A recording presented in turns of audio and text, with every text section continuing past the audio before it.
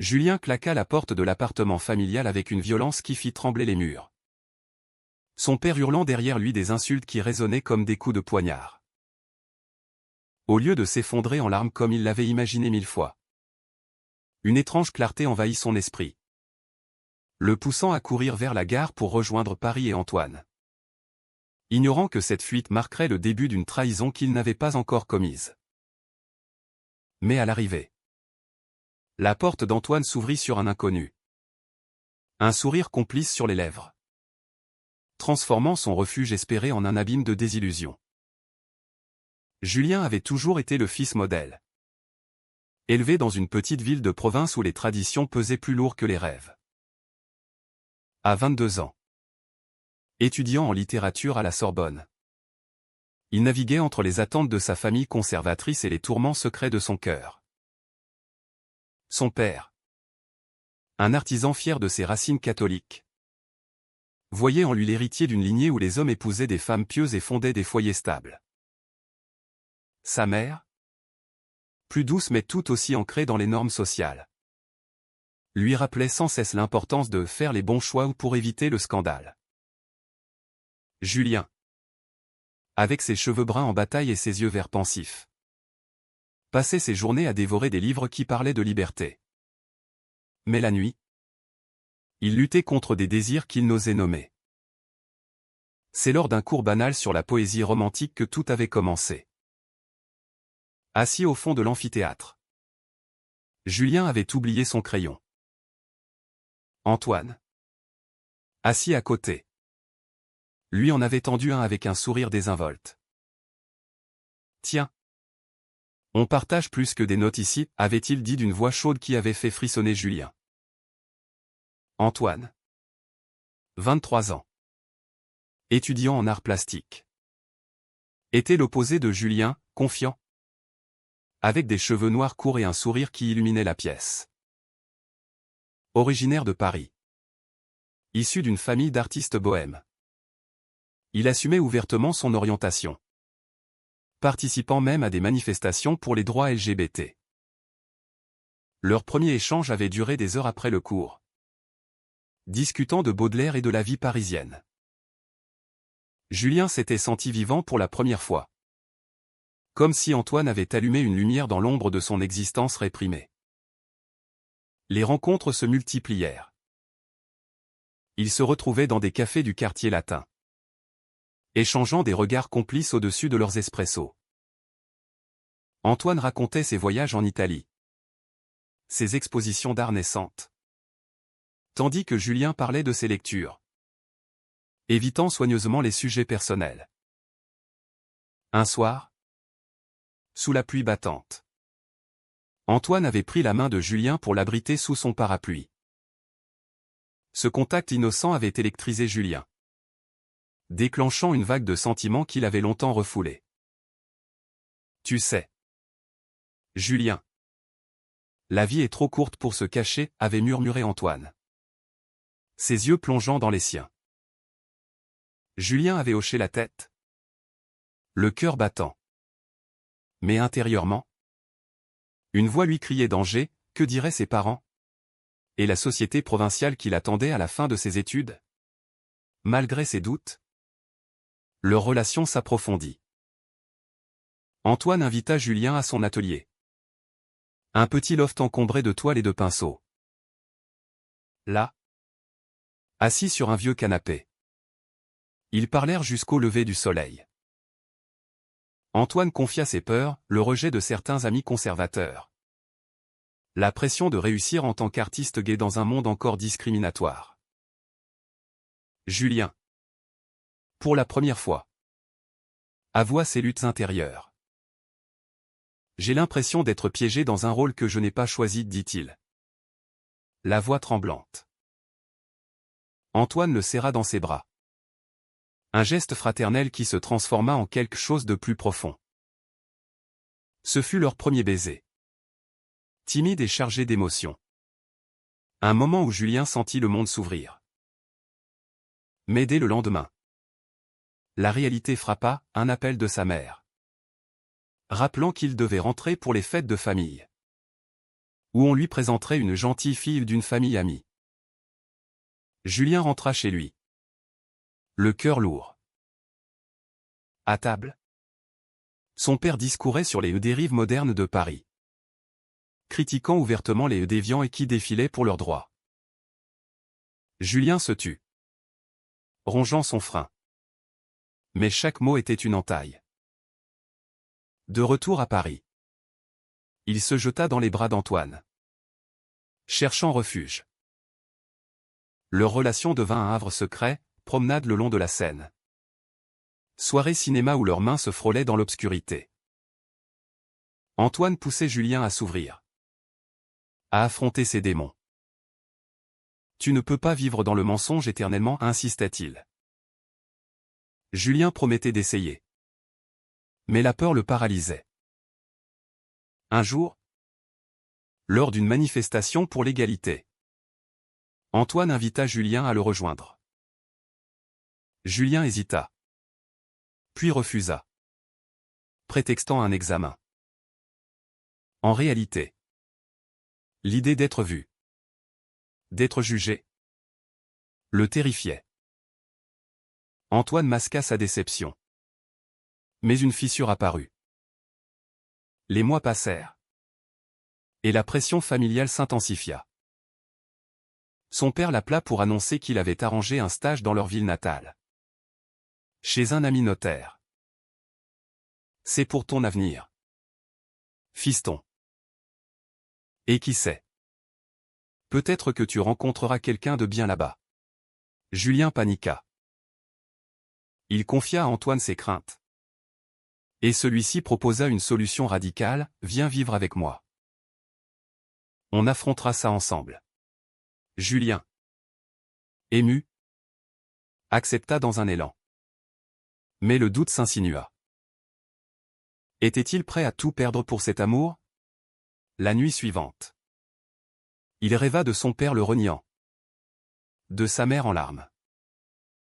Au réveil, il envoya un message à Antoine, « J'ai besoin de temps ». Antoine répondit avec compréhension. Mais Julien sentit la distance grandir. Les appels de la famille se firent plus insistants. Sa mère, sentant un changement chez son fils, le questionnait subtilement sur sa vie sentimentale. « As-tu rencontré une fille sympa à Paris ?» demandait-elle.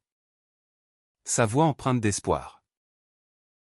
Julien esquivait, inventant des excuses. Mais chaque mensonge creusait un fossé en lui. Antoine, de son côté, organisait une exposition de ses œuvres, inspirée par leur relation. Il montra à Julien un tableau abstrait, des traits entrelacés symbolisant leur lien. C'est nous, dit-il, les yeux brillants. Julien fut touché. Mais une voix intérieure le tourmentait, et si quelqu'un reconnaissait le symbolisme? Et si sa famille découvrait tout? Un week-end. Julien rentra chez ses parents sous la pression.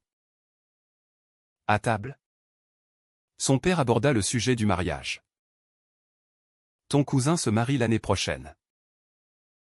Il est temps que tu penses à l'avenir.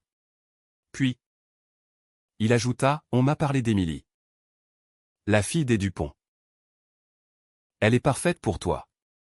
Julien sentit son estomac se nouer. Émilie, une amie d'enfance, douce et conventionnelle. Sa mère renchérit, ça serait bien pour toi. Julien. Une vie stable. Il hocha la tête mécaniquement. Mais intérieurement, il hurlait. De retour à Paris, il évita Antoine pendant des jours, prétextant du travail. Antoine, inquiet, le confronta, qu'est-ce qui se passe? Tu t'éloignes. Julien avoua partiellement, ma famille me pousse vers une vie que je ne veux pas. Antoine le serra fort, alors bats-toi. Pour nous. Mais la bataille intérieure de Julien s'intensifia. Il assistait à des conférences sur l'identité sexuelle, lisant en secret des témoignages de coming out ratés. Des histoires de rejet familial. De solitude. Le hantait.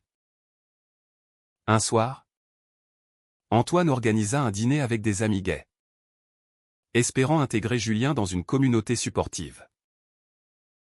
Julien y alla, mais se sentit mal à l'aise, observant les couples ouverts avec envie et terreur. Un ami d'Antoine raconta son propre coming out: « J'ai perdu ma famille. Mais j'ai gagné ma liberté. » Julien rentra chez lui, paniqué. Perdre sa famille? Était-ce le prix à payer?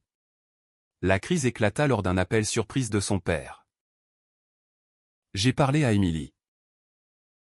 Elle est d'accord pour un dîner. Viens ce week-end. Julien, acculé, accepta sans réfléchir. Il mentit à Antoine: « Je rentre pour aider mes parents. » Antoine, suspicieux, insista: « Dis-moi la vérité. » Julien craqua partiellement: « Ils veulent me caser avec une fille. » Antoine explosa: « Et tu vas les laisser faire? Notre amour.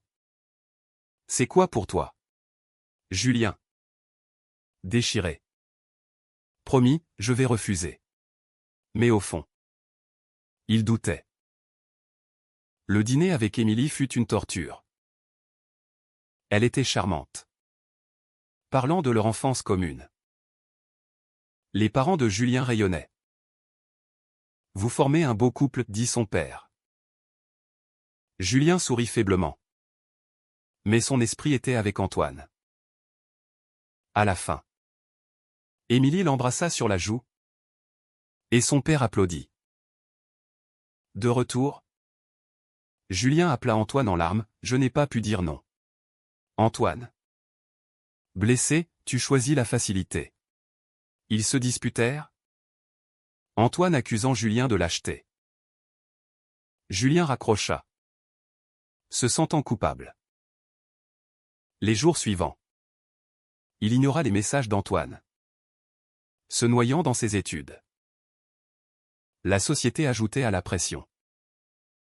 À l'université, Julien entendait des blagues homophobes, des débats sur le mariage gay où des étudiants conservateurs arguaient que c'était contre nature. Il se sentait isolé, sans alliés.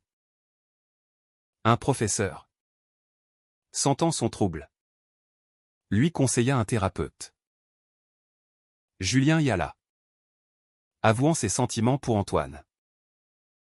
Le thérapeute encouragea l'acceptation de soi. Mais Julien répondit: « Et si ça détruit tout ?» Le thérapeute: « Le mensonge détruit plus. » Julien rentra, déterminé à parler à Antoine. Mais un message de son père arriva: « Émilie est ravie.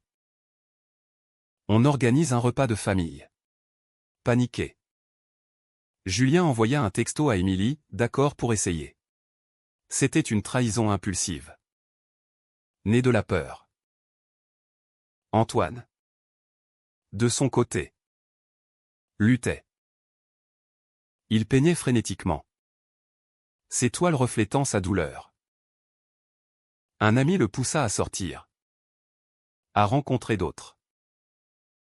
Lors d'une soirée, il croisa Lucas, un musicien charmant.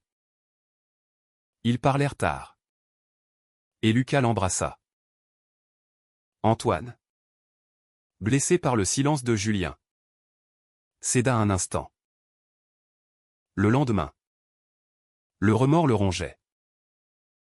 Il appela Julien: « On doit parler. » Julien, rongé par la culpabilité, accepta un rendez-vous. Mais avant, il rentra chez ses parents pour le repas. Là, face à Émilie et aux familles, il se sentit piégé.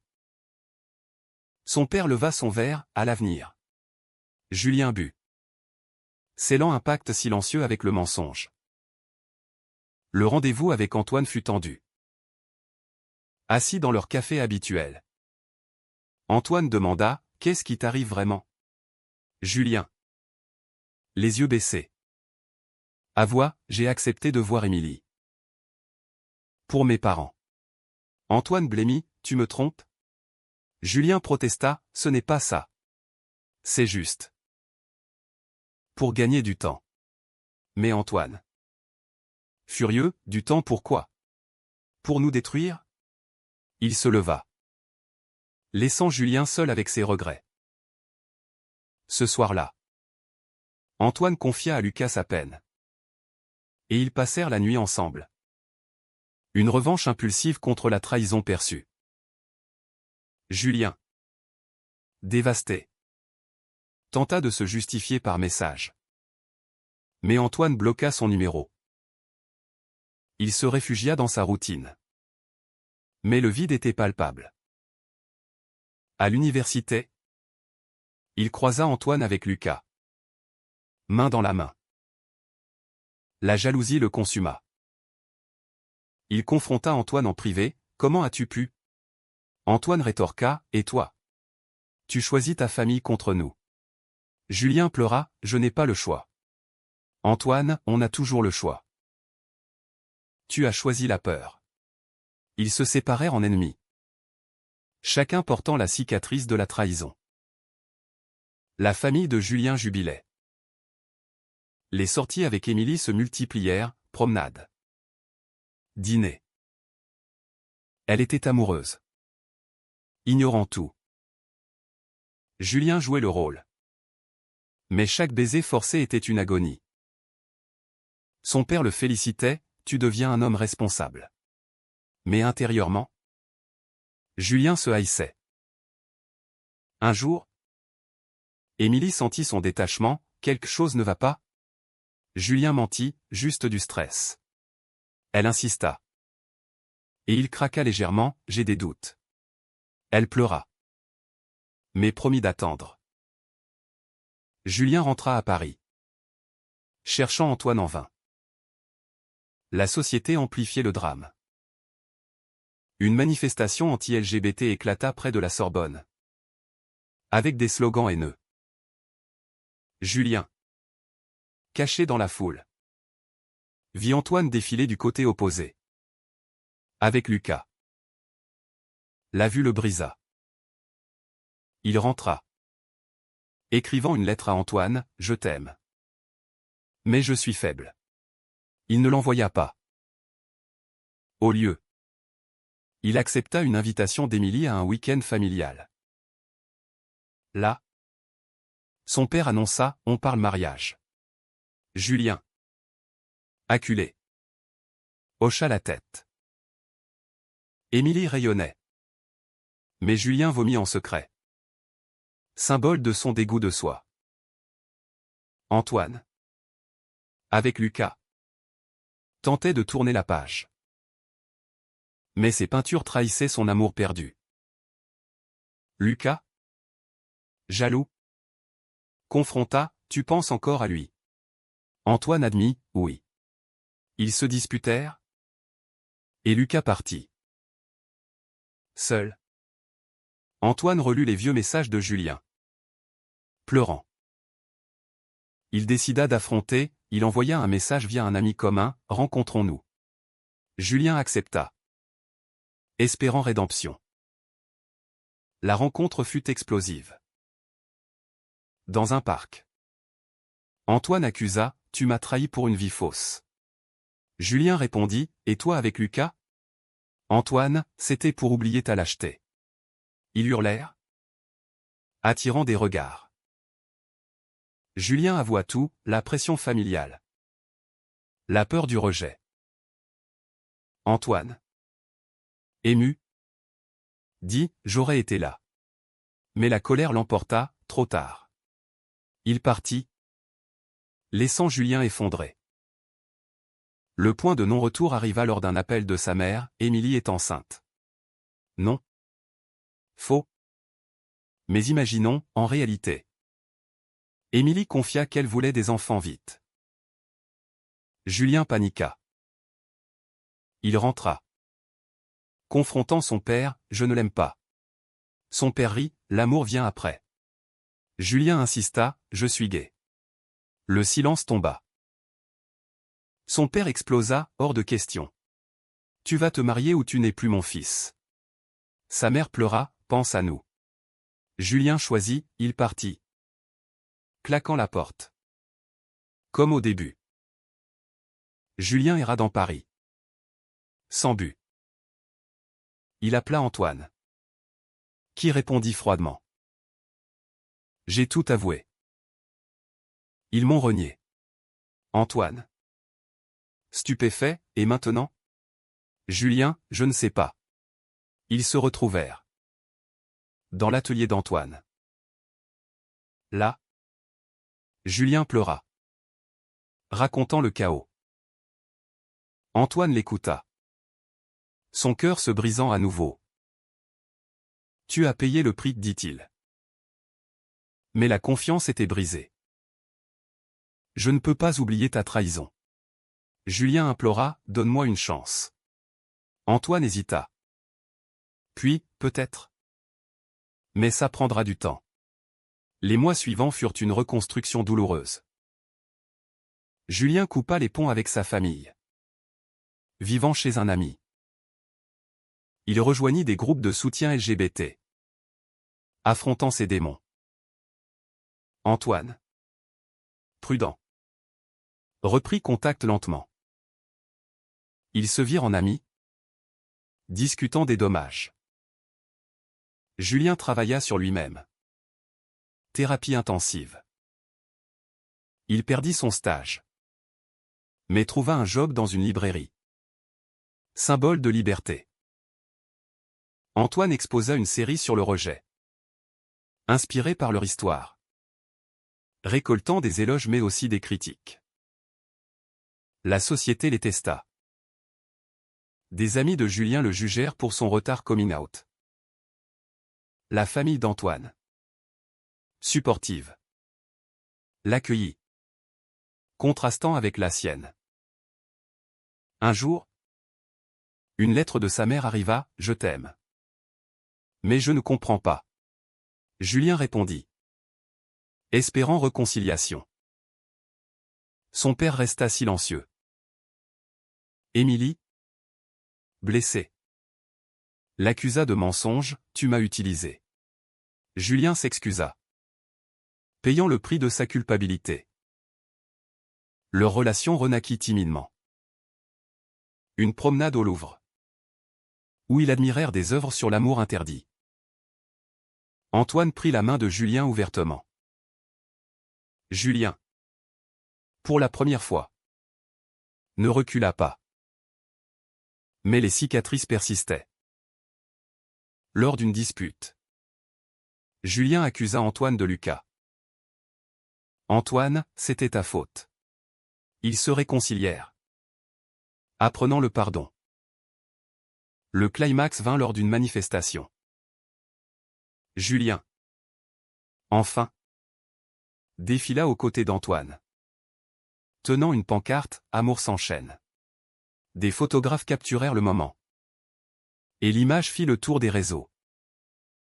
Sa famille vit. Son père appela, « Tu nous humilies. » Julien répondit, « Je me libère. » La coupure fut définitive. Mais Julien se sentit libre. Des années plus tard. Julien et Antoine vivaient ensemble. Antoine artiste reconnu. Julien écrivain sur les thèmes LGBT. Ils avaient payé cher, famille brisée. Amitié perdue. Cœur cicatrisé. Mais leur amour, forgé dans le feu, résistait.